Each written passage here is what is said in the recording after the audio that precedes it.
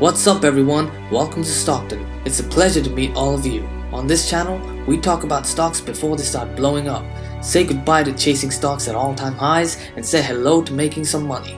So if this sounds like something you want to take advantage of, then hit that beautiful subscribe button and like the video. Now let's get to it. Before we get into the video, I have to say that I'm not a financial advisor. Anything I say is just my opinion and is for entertainment purposes only.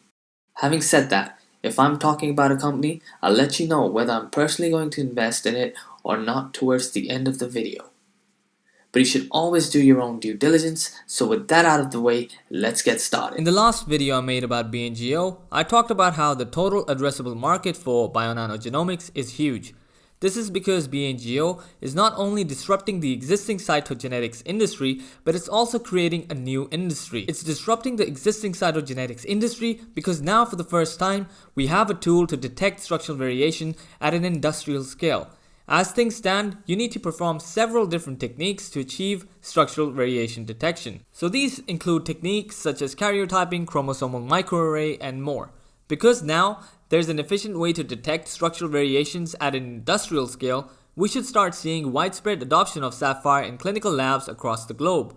Once this happens, we start creating a new industry altogether, because existing techniques, that is before Saphyr was introduced, they were not efficient in structural variation detection, which is why they weren't used as much in clinical and diagnostic settings. So this exciting news that I'm about to share with you today only goes on to further highlight that it's only a matter of time before Saphyr starts seeing widespread clinical adoption. Now keep in mind, this isn't new information. This news is from the 25th of January 2021, but that doesn't take away from the fact that this further proves how impressive Saphyr really is. Peter L. Nagy, the founder and CMO of Praxis Genomics, explains how he uses Saphyr and next-generation sequencing instead of a long list of analytical techniques such as karyotyping, chromosomal microarray, gene and panel sequencing, and repeat testing to achieve better and faster results. Dr. Nagy shows many examples of variants detected by Saphyr, including the expansion of a repeat in the DM1 gene that causes myotonic dystrophy, which is a severe muscle disease, and explained that the repeat can be so long that no other technology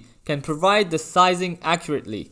In his study, Saphyr also detected the repeat expansion that causes Fragile X syndrome. Currently, testing the Fragile X is recommended for all children with intellectual disability and requires a separate test, while Saphyr measures this repeat on all samples. So this is yet another example of how efficient Saphyr is. Another important fact that most people aren't considering is that Saphyr might start getting government orders to help identify any future COVID-19 variants. As long as COVID-19 continues to spread and the virus continues to replicate, there is a good chance that we'll continue to get new mutations.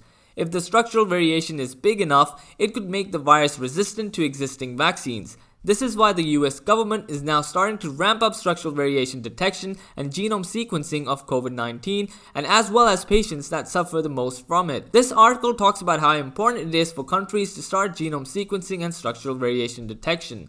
The United Kingdom and South Africa discovered new SARS-CoV-2 variants in their domestic COVID-19 cases. The variants were found using genome sequencing techniques that analyze the structure of the virus and discern mutations. These genome sequencing techniques were regularly used worldwide at the start of the pandemic when we knew less about the virus, but they have since fallen by the wayside. The US and other countries should follow the UK and South Africa's footsteps in terms of revamped genome sequencing regimes, as the next variant may be hiding in our backyard. So in early 2021, I believe not long after this article came out, USA started ramping up genome sequencing of COVID-19. Now laboratories in New York are trying to ramp up capacity to do more genomic sequencing, to look at both the whole genome of the virus and specifically at the most important surface protein that indicates whether it is a variant. The latter sequencing is cheaper and faster, researchers say. This is great for BNGO because there's nothing better to detect structural variation than Saphyr when it comes to the virus. So we should start seeing some big government orders, especially this year. At least that's what I'm hoping for. If this happens, the share price could absolutely go ballistic. Anyways guys, let me know what you think about BNGO's share price off late, and where do you see this being by the end of the year? Leave a comment and let me know. My price prediction for BNGO is anywhere between $20 and $30 by the end of the year.